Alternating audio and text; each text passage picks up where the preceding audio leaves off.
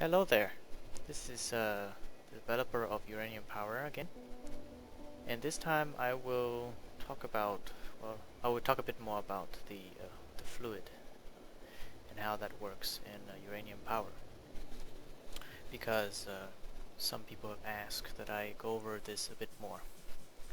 So last time I made two videos, and I guess the second part of the video were a bit brusque. I went over too fast of how to do things. So we'll talk a bit more about the liquid then. Here I have a setup of basically what's called parallel flow. Um, this here is the wall type heat exchanger, and I set up this top tank to have 100 temperature, and this bottom is a 15 temperature.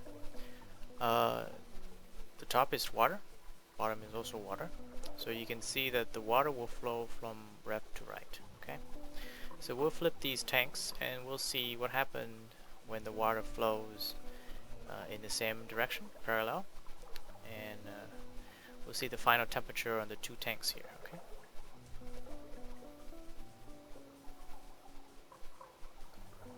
And so this is what I call a parallel flow. Okay. Eventually you will see that this slows down, well, of course, because the water rushes through. And of course the two sides will equalize. So, what do you notice? You notice here that this temperature is 67 and this is 37.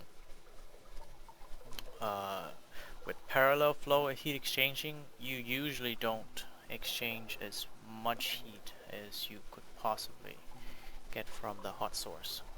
Okay, and this is more prevalent when the two fluids have similar heat capacity, as well as if one of the fluid has a closer temperature to the fluid that it is actually trying to exchange temperature with. Okay, exchanged heat with. So you see here that this is approximately half of this. Okay, so we only gotten maybe half of what we could have gotten out of the hot fluid. So let's change the system now to counterflow. Okay.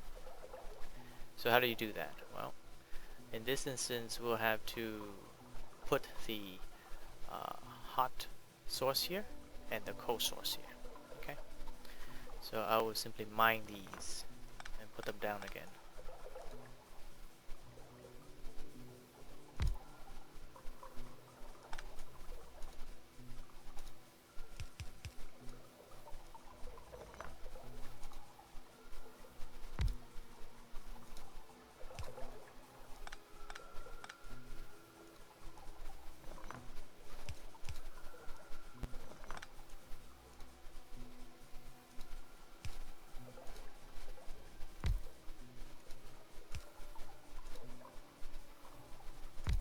Okay.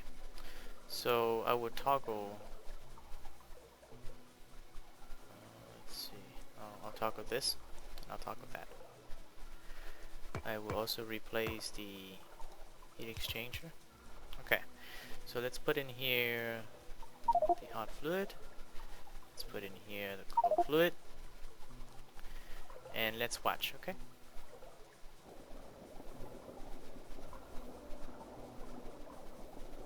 There we go. So we have fluid coming in and out.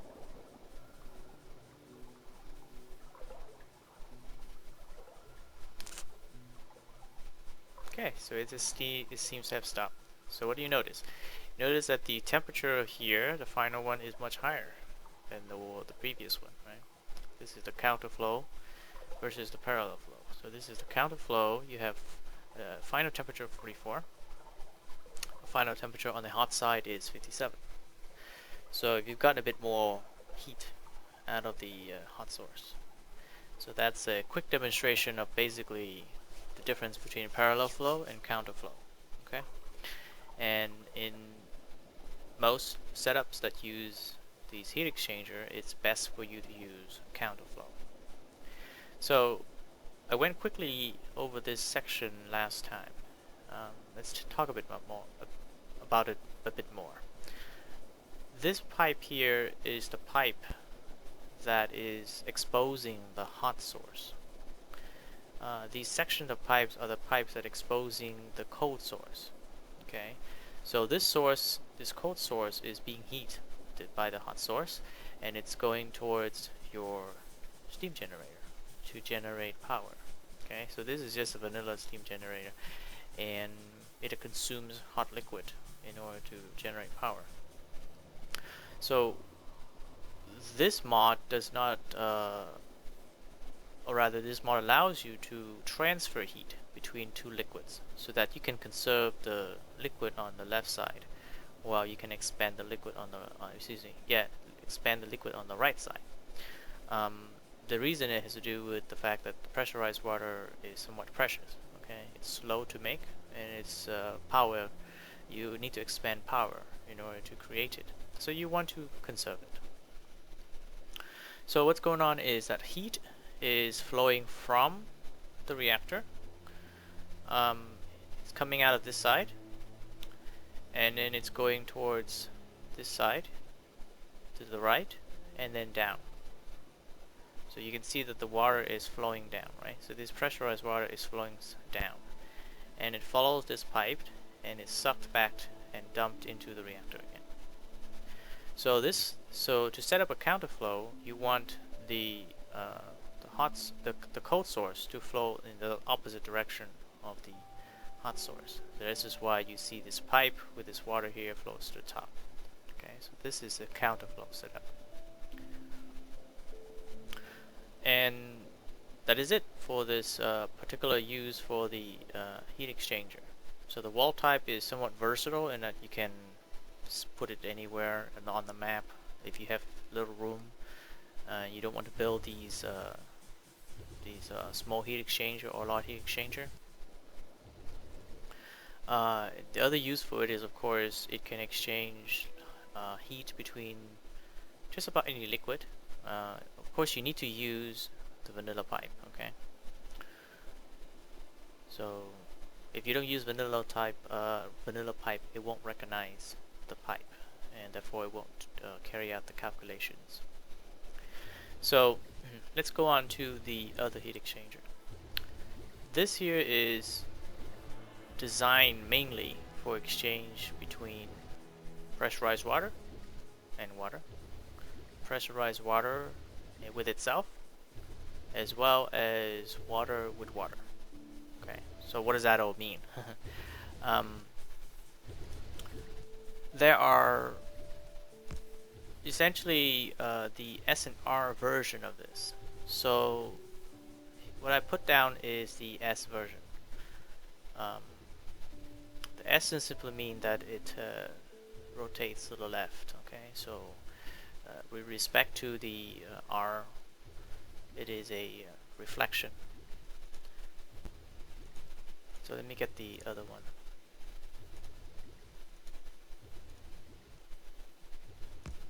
Okay. So you can see that this is a mirror. Okay, the left is a mirror of the right, and the right is a mirror of the left. I made this this way so that you can put them where you want, such that your pipes is not a tangled mess. So I did not go over, or rather demonstrate really what the red and blue means. So the red is simply the place where the hot source is going to enter. Okay, and this cold here is the place where the cold source is going to enter. Okay, I mean the blue. So as you can see in the setup down here, what it's telling you is that the cold source is coming in from the top, and this one here means that the hot source is coming from the bottom. Alright, so this already set up what's called a counterflow. Okay, I made it this way to reinforce the counterflow from the wall type heat exchanger. Okay. Other than that, the principle is the same.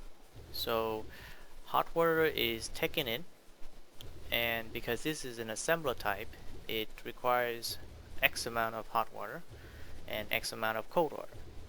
once those two are satisfied, then it will produce the same amount of cold and hot water on the outgoing side.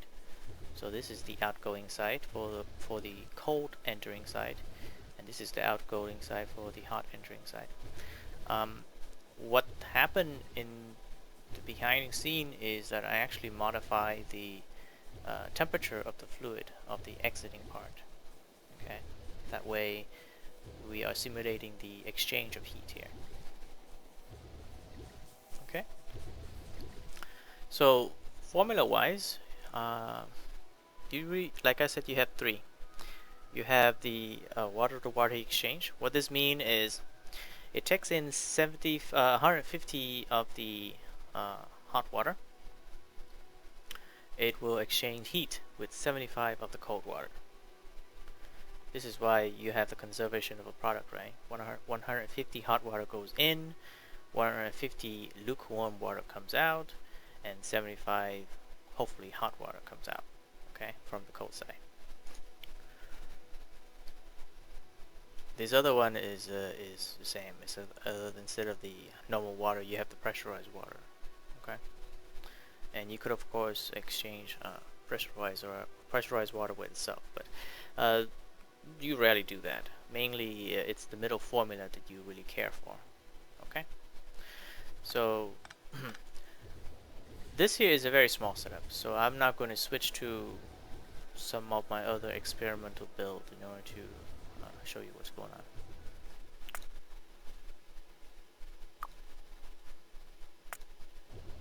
Okay, so we are in one of my experimental builds. In this build, I am able to generate about 20 megawatts of power using about 50 steam engines. Okay.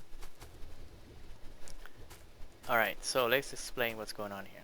So what I did here is the pressurized water is being returned to the reactor on this back port here. Okay. In almost all of my builds, I will always have some kind of storage tank. These act as buffers, so they hold heat in order to compensate for some fluctuation in your source, in your sink or your power sinks that is your end using, and sometimes you use more than you could generate, and this would help stabilize the heat in the reactor. Okay, this is good practice. Why? When the fuel decay is implemented and released to the general use, if you overheat the reactor, you will actually decay your fuel faster than you normally would. In other words, the fuel life is decay is accelerated. So you don't actually want to do that. You want to extend the life as much as possible in order to get as much energy out of it as possible. If you kind of cause it to decay faster than normal, then you would get less energy out of it. So, and this sort of buffer system here is good to extend the life of the fuel. So you see a lot of fast pumps. Of course, you can take some out. I simply use them because I like them. And besides, they look kind of cute. So these fast pump are essentially dumping as much water as possible into the reactor. Okay. If you click on the pipes behind the fast pump, because these fast pumps take so much water, it looks to you as if there's not water in the pipes. But that's just because of the rate in which water is entering the pipe, right? And that has to do with the way Factorio move fluids between the pipes. So for most fluid, I believe the rate of movement is like 1 unit of fluid every tick. So if you are pumping more fluid than it could move, then it looks as if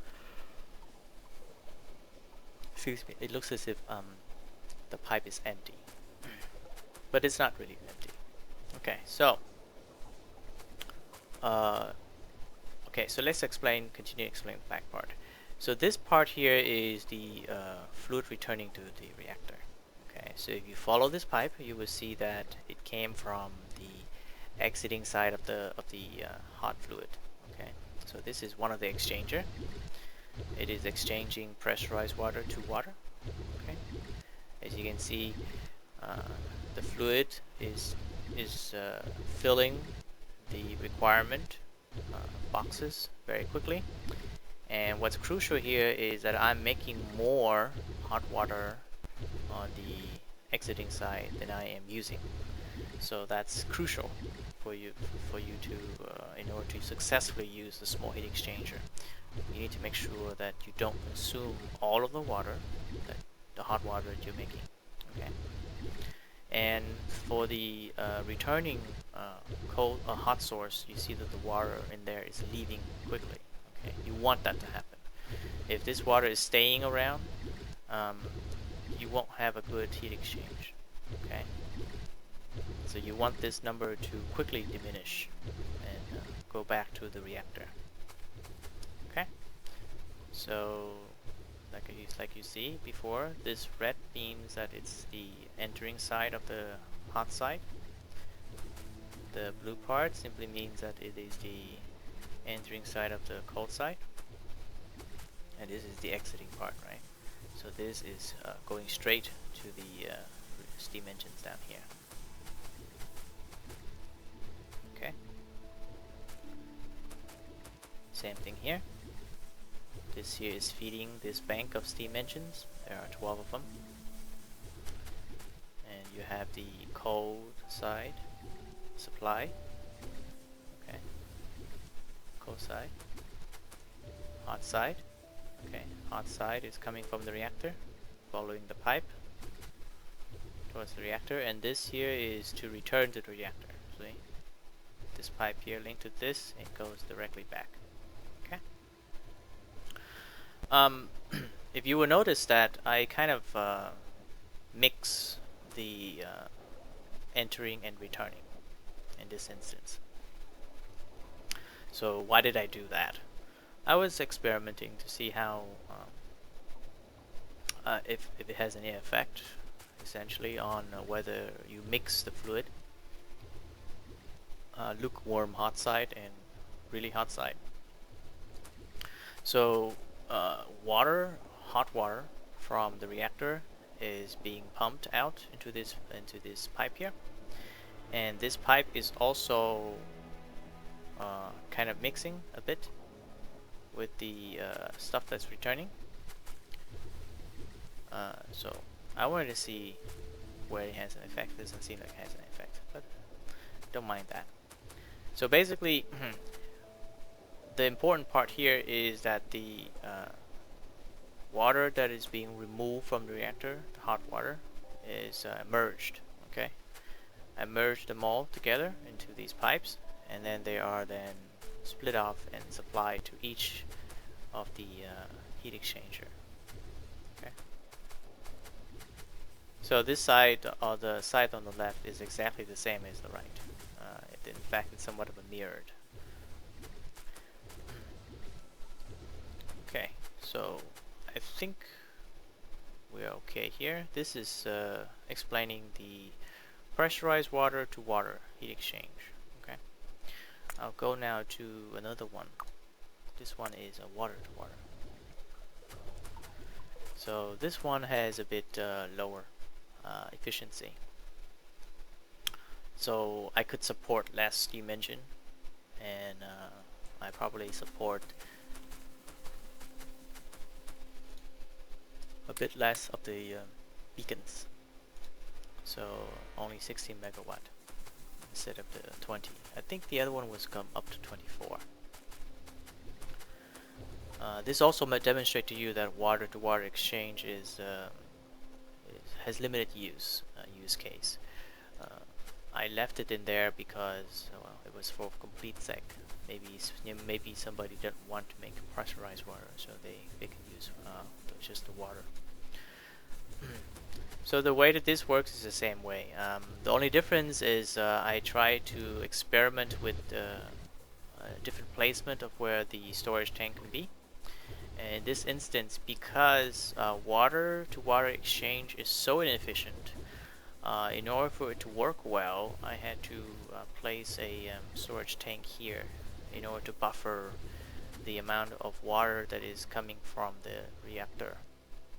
If I didn't have this tank here, I had some problems filling up this this input hot water here. So that is the reason why I had to have this tank here. So if you go from pressurized water to water heat exchange, and you move away from that, you go to water heat exchange. You need to be prepared to change your setup. So it's really the same.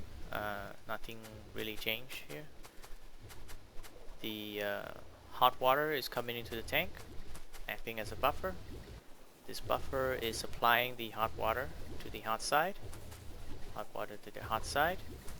And the cold water is just coming from the pumps. Okay? And once it's exchanged, it goes directly into the steam engines. So this is the cold side. Cold side being heated up, goes to the steam engine. Hot side supplying hot water, supplying the heat. Heat is removed, goes back into the reactor. Okay? So the difference between this setup and the previous setup is you see that I shunted the returning hot water back to the reactor in two places. So the bottom part as well as the top part. Okay. So there are some modifications. So I'll pause here for a bit for you to kind of look. So this pipe here is a returning pipe. So the hot water is being removed after exchanging its heat with the cold side and returning to the reactor. The top part is the same way. The top part, the hot water that is coming from this heat exchanger and this heat exchanger is being pumped back into the reactor.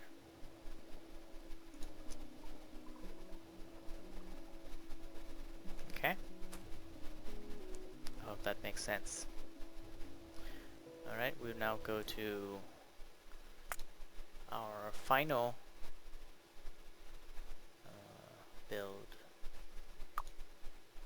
Let me see. Let's go back to the walkthrough. A little bit. Okay, so in the walkthrough there is a setup, yes,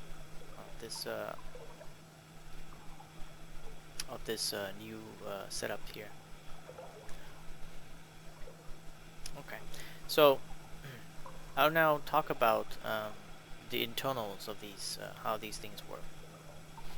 So the reason why this setup is different than the two previous setup is because of the steam generator.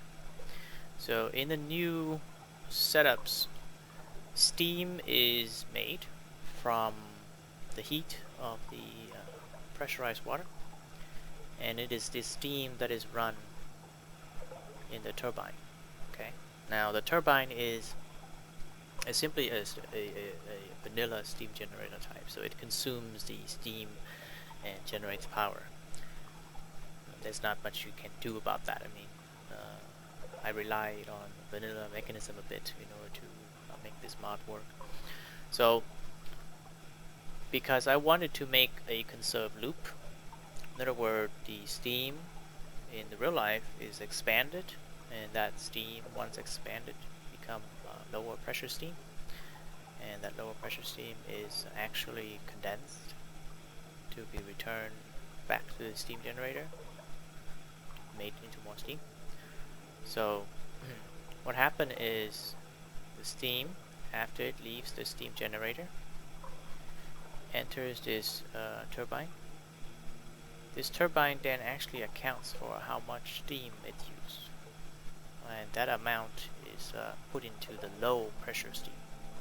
Okay, that low pressure steam needs to be condensed, and in order to condense it at the moment, all of the heat in and that low pressure steam is dumped into this water in the cooling tower water source. This is why you see kind of clouds and steam coming out of the cooling tower. So ultimately, water actually is being expanded by cooling the steam. Okay. Now this actually is realistic. In real life, you do in fact use an external source of water in order to cool the steam down. But that water actually doesn't evaporate too much because of the way in which they cool the water. But for this particular version, I went ahead and just allowed the water to evaporate as much as possible, because it required 2 more buildings that I'm working on in order to reduce the water consumption. But basically this water is boiled, and this water is boiled, and you can see the steam coming out of here. So once that once the low pressure steam is condensed, it is put into this condenser tank. So this condenser tank is where the water returns to be boiled again. Okay, and when it returns, it goes into this cold lake, which is basically a reservoir. In real life, it's basically a huge tank. This tank is what supplied the steam generator. So what step is missing from here, from real life, is that this water actually is not at room temperature or 15 degrees or whatever. It actually is hotter. Okay, so you actually have a step that allows this water to be warmed up closer to its boiling point at that particular pressure. But I haven't done that yet. I will. And so there's supposed to be a heat recovery phase here, but it's not in there. So hopefully next version will have the heat recovery phase. Okay. So the other box that I didn't talk about, food box, is this hot leg. So hot leg is basically the continuity between the reactor pump, right, circulation pump, and it. So the reactor hot liquid is basically pumped or dumped into the hot leg, and it is this liquid that is actually inside the steam generator in real life. It circulates in a counterflow manner with the cold leg, and that's how it boils the cold leg to create the steam. Okay. So hopefully that explains a bit more of what's going on in here. Okay. So when you place these buildings down, you need to make sure first that you need to make sure that you have water in the cooling tower water source. If you don't have water, then the low pressure steam will back up, and at the moment it won't do anything for you. In other words, you won't feel any pain. That is, the thing won't work. So, but in the next version, if you do that, then the thing will stop working. Okay, your turbine will stop working. After you make sure that you have water in the cooling tower, you make sure that you have water in the cold leg.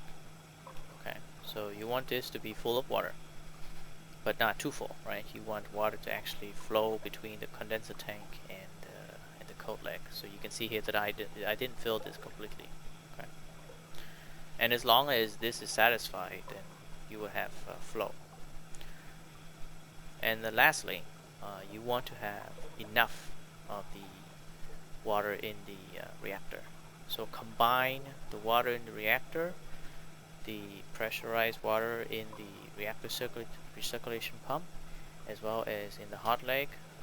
This is approximately 1,000 units of water, right? So you have 855 plus 100 plus 286. So yeah, 1,200 units. Exactly 1,241 units, but anywhere between 1,200 units and 1,300 units is what you aim for. Okay. You don't need to do anything about the steam generator Mark 1 fluid box. The water is being boiled from the cold leg, and it will be put into the steam generator Mark 1 fluid box. Okay.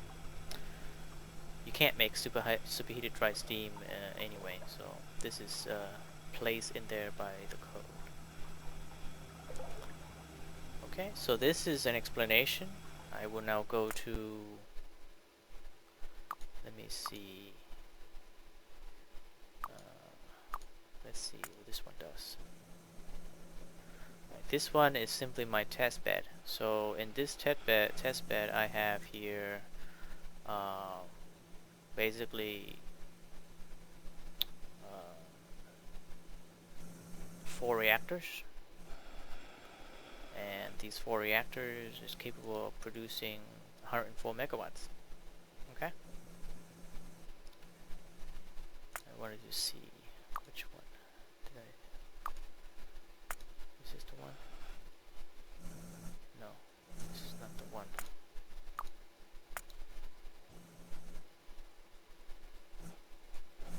It's the same one. I think it's this one. Yes.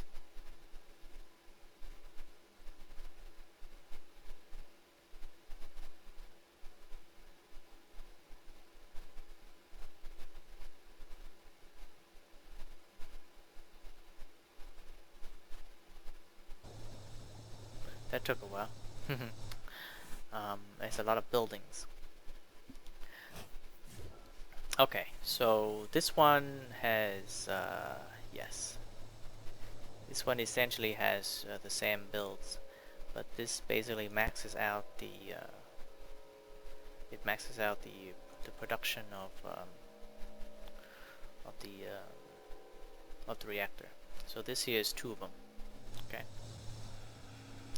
If you notice, you can actually place 2 turbines on 1 reactor. Okay. So what you need to do is you need to reflect this 180 around this side in order to take advantage of the fact that you can place stuff on this other side of the reactor. If you do that, then you get yourself basically 66 megawatt on one 172 megawatt reactor. But the reason why I wanted to go here was because of this. So this here has a big heat exchange, and this big heat exchange is what's used for the large 144 megawatt nuclear fission reactor. I haven't made the steam generator Mark 2. That's what you need in order to use the large reactor with the new way of generating power. But essentially, you see here the same build. Hot liquid comes in from the top, exit at the top. Cold liquid comes in on the bottom on this right side, and an exit from the bottom. Okay. So this is cold liquid. This is cold liquid that has been given heat. Hot liquid that has its heat taken off. Right. It enters at 347, it leaves at 164. And then once it leaves, it returns to the reactor. So it sucks up this way and comes down again. Alright. Same this side. Everything in fact is reflected. This is the reason why I build my builds somewhat symmetrical. And the number of engines it can work is 112. So it's making stable 54.5 megawatts.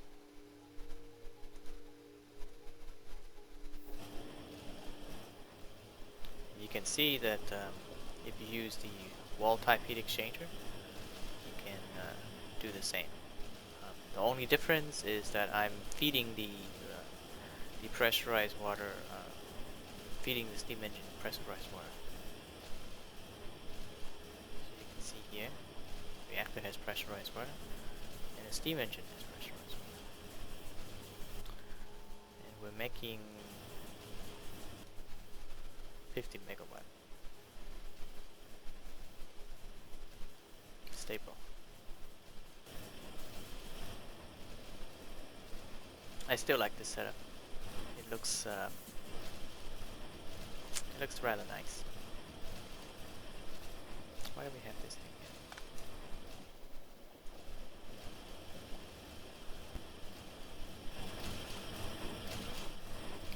So it looks a bit busy, but let me explain. So this here is the water leaving the reactor. It comes over here. See the exposed pipe. The exposed pipe is exchanging heat with this incoming water from the supply side. So this is the bank of pressurizers making pressurized water in order to supply the steam engines. Okay, it's coming this way. So this is counterflow with the hot side, as you can see. Okay. This is simply a buffer. So what this buffer is doing is allowing as much liquid as possible. Now the difference between this build and any other previous build is that once the pressurizer water has traveled through the system, right, goes this way, up back this way, you see what it did? I suck it back and I put it into the tank. So this is me conserving heat. Okay. When I make new water, right? So when I'm turning water into pressurized water, I put it directly into the tank. So this is just a way of preheating the pressurized water before I heat exchange it. This also builds up a nice reservoir of heat that allows your build to basically be more robust. Okay.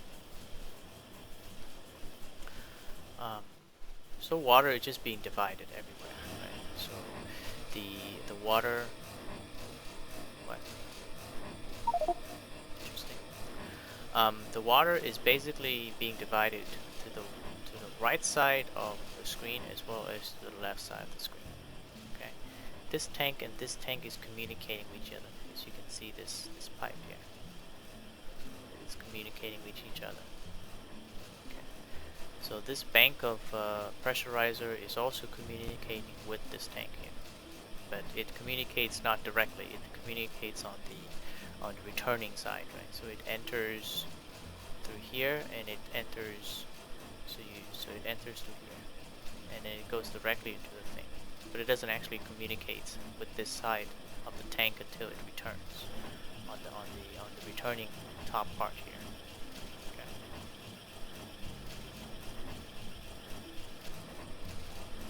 Alright. So how is the hot water collected for the reactor? The primary loop goes out this way, comes down, and then is shunted back into this tank here. So this is the primary tank. It holds a lot of water. You can tell by the temperature difference. This is 144. This is 225. So this build here is very robust. By the way, this map is of course available for download on the forum, so you can download it and look at it. Okay, I think I will stop here. Hopefully this explained better what to do with all the liquids. I know it's a bit overwhelming, but once you play with it a bit more, I'm sure it will become second nature. Okay, let me know if this helps. If not, then we'll see about what else I could do. See ya.